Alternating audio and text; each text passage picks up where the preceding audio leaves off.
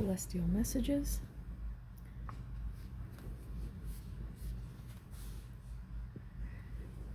Importance of searching for the truth.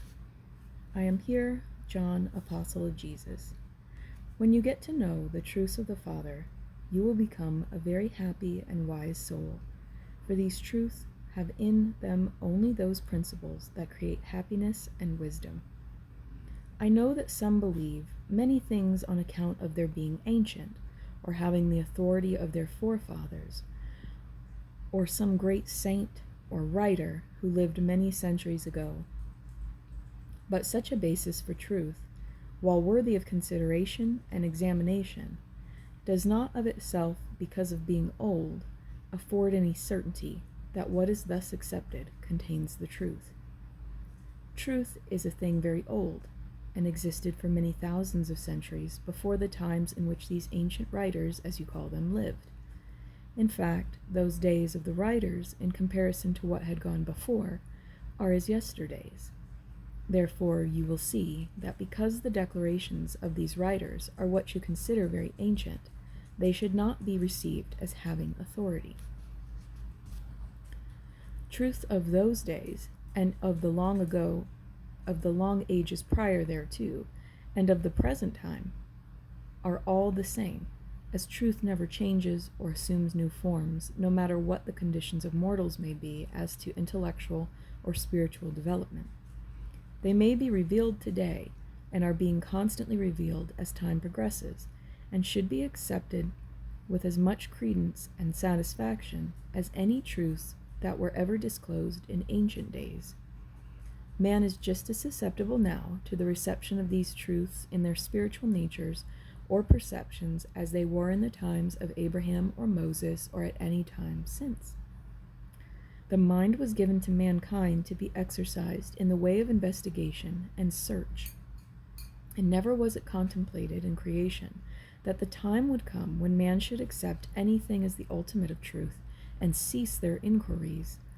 Truths are so many, great, and deep that so far in the mortal universe man has acquired only a smattering of these truths. To rest supinely in this acquirement under the belief that there is nothing more in existence that one may know,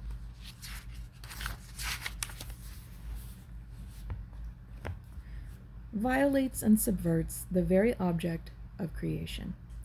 What I have said applies to spiritual truths as well as to material ones. The churches, I know, declare and try to enforce the declaration that it is not possible to discover or have revealed to man the essential principles of spiritual truths to a greater extent than what has already been declared in the Bible, and the church's interpretation of the same. The churches also declare it is contrary to God's will that men should seek further for any additional truths, and that men should accept without question the sayings of the Bible and the dogmas and creeds of the churches which their claim is founded upon, and which they declare are the true principles of spiritual truths. For many years this has been the demand of the churches, and the members thereof have acquiesced without question or doubt. Now this has been one of the great causes why men have not progressed more, not only in their spiritual natures, but also in what may be called their natural qualities. Man has remained satisfied, and what was believed by them centuries ago are believed today. I say all this to show how stagnant the intellects of men have been, as it depends on search and investigation, and thus it has remained for all these long years. I further recite this to show the necessity for men to seek and criticize and accept or reject as the results of the search may demand. In recent years, though, many have made greater progress, and the individual has come to the front, and the old accepted fabulations of truth have been assaulted and shaken and denuded to their falsities to a considerable degree, and so it should be. Men must seek, criticize, and accept or reject as their own conscience and reasoning powers dictate. Therein will be freedom of the mind as well as of the will. The soul also has been smothered in these dogmatic beliefs, and as a consequence, its development has been slow, and knowledge of things spiritual has not come to men as it should have done. It is necessary to teach them their destiny and the truths which should control their lives on earth, and which will control their progress in the spirit world.